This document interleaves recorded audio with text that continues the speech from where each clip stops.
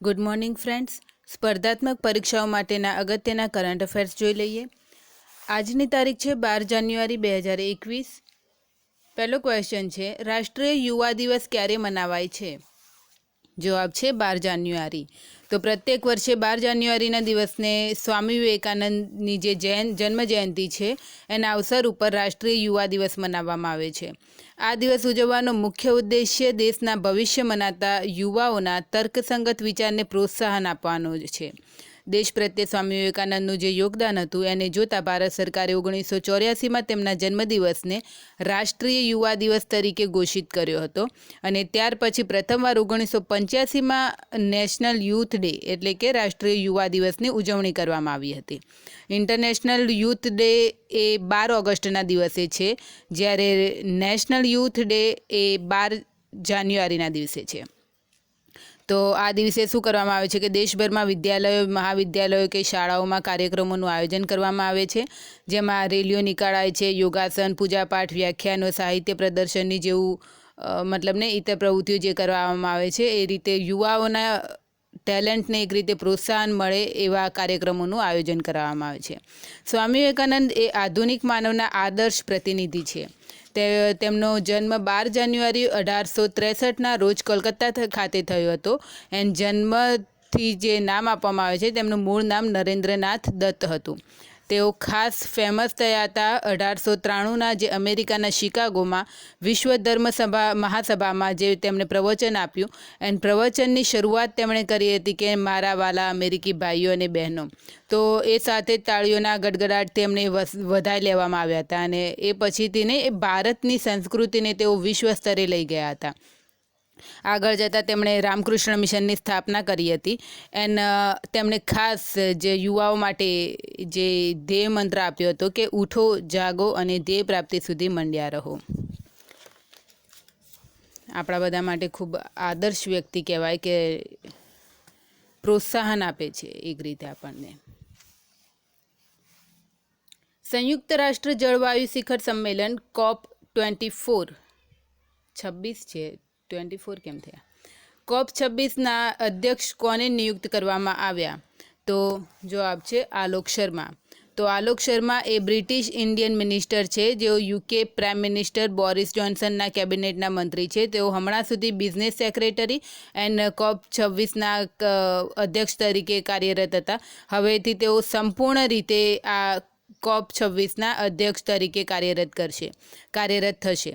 તેઓ મૂળ આગ્રાના છે. હવે ડ્યુઅલ બારમાંથી એક બિઝનેસ સેક્રેટરીનું છોડીને સંયુક્ત રાષ્ટ્ર જળવાયુ શિખર સંમેલન COP26ના અધ્યક્ષ તરીકેનો કારભાર સંભાળશે.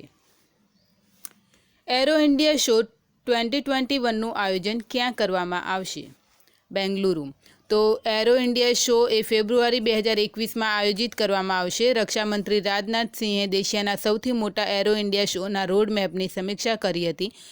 રક્ષા મંત્રાલયના મતે 3થી 7 ફેબ્રુઆરી 2021 વચ્ચે આ શોની આયોજિત કરવામાં આવશે.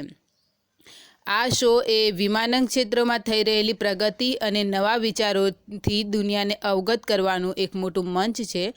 ભારતમાં તેનો મુખ્ય હેતુ મેક ઇન ઇન્ડિયાને પ્રોત્સાહન આપવાનો છે. ભારત દુનિયામાં હથિયારોનું મોટું બજાર છે.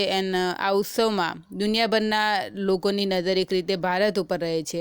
આ આયોજનમાં દેશ વિદેશના અત્યાધુનિક જંગી વિમાનો પોતાની હવાઈ તાકાતનું પ્રદર્શન કરે છે. તો બેંગલુરુમાં હવાઈ મથક ઉપર આ સમારોહ આયોજિત કરવામાં આવશે. સ્પેસએક્સ દ્વારા કયા દેશનો સંચાર ઉપગ્રહ તુર્કસેટ 5A લોન્ચ કરવામાં આવ્યો? તુર્કી. તો સ્પેસએક્સ એ તુર્કીશ કમ્યુનિકેશન સેટેલાઇટ પોતે ઓર્બિટ ઉપર તરતો મૂક્યો છે.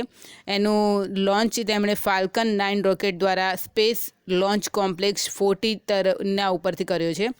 તુર્કી પોતાના દેશની સંચાર વ્યવસ્થાને મજબૂત બનાવવા માગે છે, તેથી તેણે આ પોતાનો સંચાર ઉપગ્રહ તુર્કસેટ 5A લોન્ચ કરાવ્યો છે.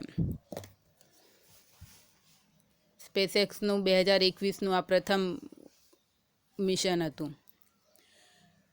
તુર્કીનું પણ પ્રથમ હતું. કયા રાજ્ય સરકારે અરુંધતી અને મૈત્રેયી યોજનાની શરૂઆત કરી? કર્ણાટક. કર્ણાટકે સ્ટેટ બ્રાહ્મીણ ડેવલપમેન્ટ બોર્ડ દ્વારા જે 2 યોજનાઓને એપ્રુવલ કરી દેવાઈ છે એ છે અરુંધતી અને મૈત્રેયી યોજના. તો બ્રાહ્મણોના ઉત્થાનના પાયલોટ પ્રોજેક્ટ તરીકે આ યોજનાઓને શરૂ કરવામાં આવી છે, જેમાં ગરીબ કે આર્થિક રીતે જે નબળા બ્રાહ્મણ પરિવારો છે એમને ત્યાં લગ્ન કરવા માટેની આ યોજનાઓ છે. કયા રાજ્યમાં પ્રથમ સ્કી પાર્કનું સ્થાપના કરવામાં આવશે? હિમાચલ પ્રદેશ. તો શિમલાના કુફરીમાં દેશનો પ્રથમ સ્કી પાર્ક બનાવવામાં આવશે. હિમાચલ પ્રદેશની જે રાજધાની શિમલા છે એનાથી 16 કિલોમીટર દૂર પર્યટન ક્ષેત્ર કુફરી છે, જ્યાં દેશનો પ્રથમ સ્કી પાર્ક બનાવવામાં આવશે, જે માટે મુખ્યમંત્રી જયરામ ઠાકુરની હાજરીમાં રાજ્ય સરકાર અને નાગસંજ ડેવલપર વચ્ચે MOU પર હસ્તાક્ષર કરવામાં આવ્યા છે.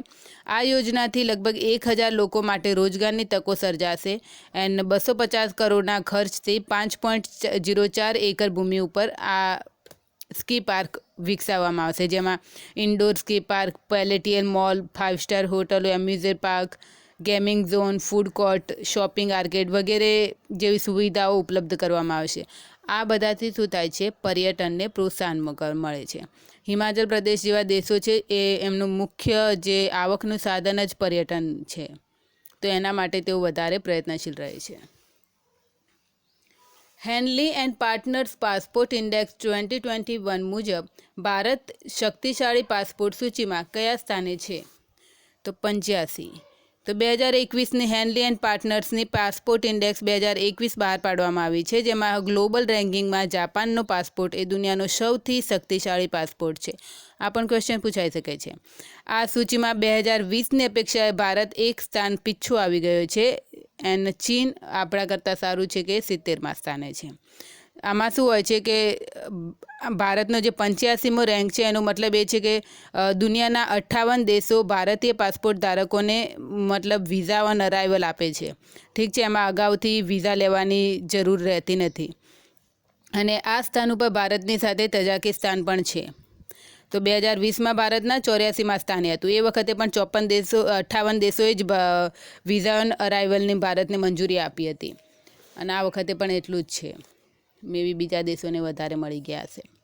તો ગ્લોબલ રેન્કિંગ 2021માં પ્રથમ સ્થાને જાપાન છે, જ્યાંના દેશ નાગરિકોને દુનિયાના 191 દેશોમાં વિઝા ઓન અરાઇવલની સુવિધા મળે છે. બીજા સ્થાને સિંગાપોર છે, જ્યાંના નાગરિકોને 190 દેશો દ્વારા વિઝા ઓન અરાઇવલ મળે છે.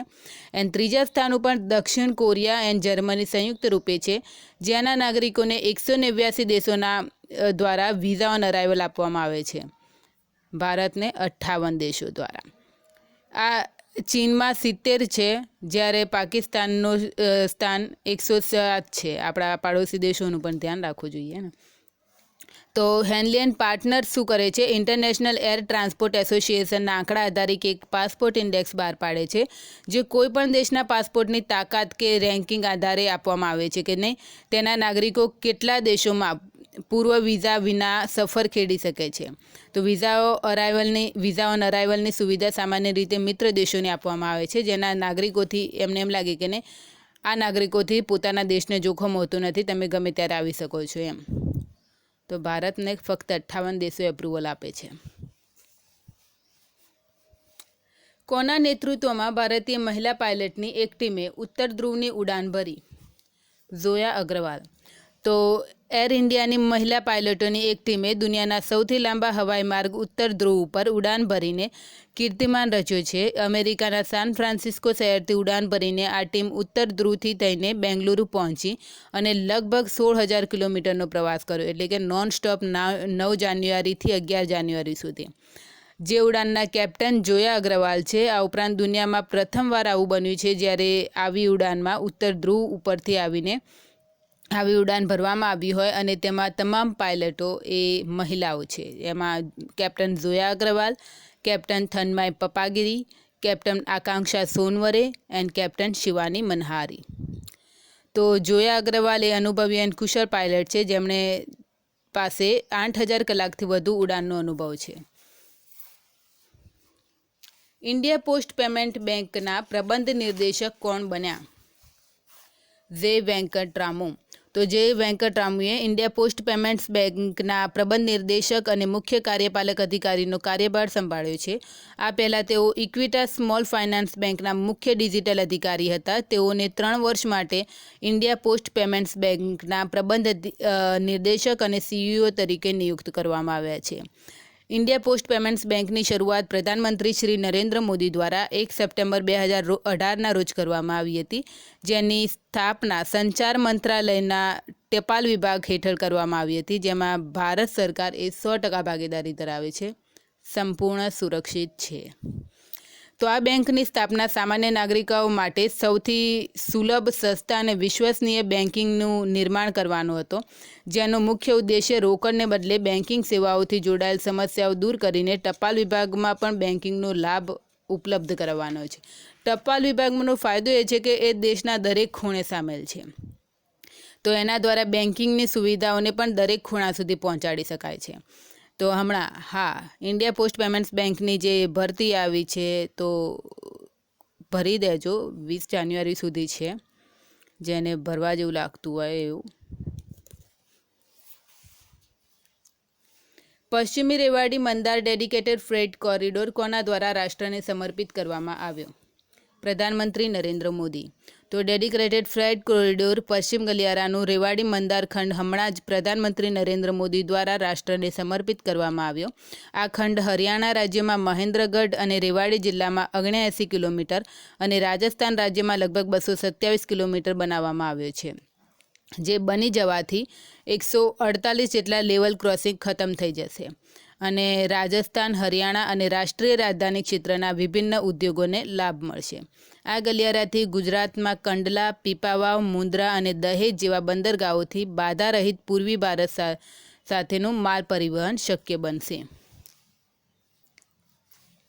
ભારતમાં ક્યારથી કોવિડ-19 ટીકાકરણ અભિયાન શરૂ કરવામાં આવશે? 16 જાન્યુઆરી 2021. તો પ્રધાનમંત્રી નરેન્દ્ર મોદીએ કોવિડ ટીકાકરણ માટે રાજ્ય, કેન્દ્ર અને કેન્દ્રશાસિત પ્રદેશોની તૈયારીઓની સાથે દેશમાં કોવિડ-19ની સ્થિતિની સમીક્ષા કરવા માટે એક ઉચ્ચસ્તરીય બેઠકની અધ્યક્ષતા કરી હતી. સમીક્ષા બાદ નિર્ણય લેવાયો કે ઉત્તરાયણ, પોંગલ, લોડી એન્ડ માઘ બિહુ જેવા તહેવારોને ધ્યાને લેતા કોવિડ-19 ટીકાકરણ 16 જાન્યુઆરી 2021થી શરૂ કરવામાં આવશે.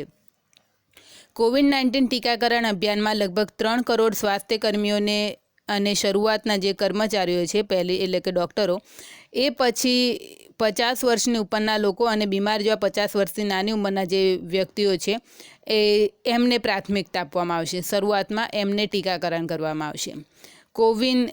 કોવિન જે એપ હતી એની મદદ લેવામાં આવશે, જે ટીકાકરણના પ્રબંધન પ્રણાલીનું અનોખું ડિજિટલ પ્લેટફોર્મ છે, જે રસીના જથ્થાનું તાપમાન, જે ભંડાર કરવામાં આવે છે એનું તાપમાન, લાભાર્થીઓની વૈયક્તિક ટ્રેકિંગ, વાસ્તવિક સમયને બધું માહિતી પૂરી પાડશે. ભારતના રાષ્ટ્રીય નિયામક દ્વારા આપણે જાણીએ છીએ કે કોવિશિલ્ડ અને કોવેક્સિન નામની 2 રસીઓને આપાત ઉપયોગના અનુમતિ આપવામાં આવી છે, જે રોગથી બચાવ અને પ્રતિરોધક ક્ષમતાને મજબૂતી આપશે. એની શરૂઆત થશે 16 જાન્યુઆરી 2021.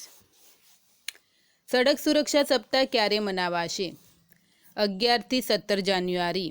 તો પ્રત્યેક વર્ષે 11થી 17 જાન્યુઆરી સુધી સડક સુરક્ષા સપ્તાહ મનાવવામાં આવે છે, જેનો ઉદ્દેશ્ય ભારતમાં સડકો અને ગલીઓને સુરક્ષિત બનાવવાનો છે.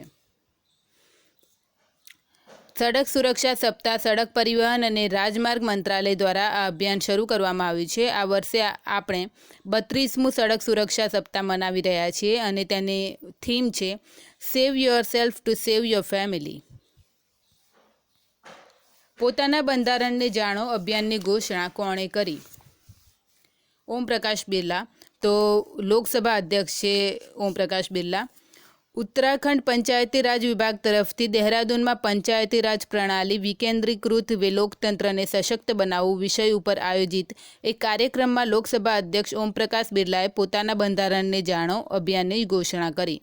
કેન્દ્ર સરકાર ટૂંક સમયમાં જ દેશભરમાં શાળાઓ, કોલેજો અને વિશ્વવિદ્યાલયોમાં પોતાના બંધારણને જાણો નામના એક અભિયાનની શરૂઆત કરશે. આપણે આપણા બંધારણને જાણવું તો ખૂબ જરૂરી છે, કારણ કે એનાથી જ આપણને જાણી શકીએ છીએ કે આપણા હકો કેટલા છે.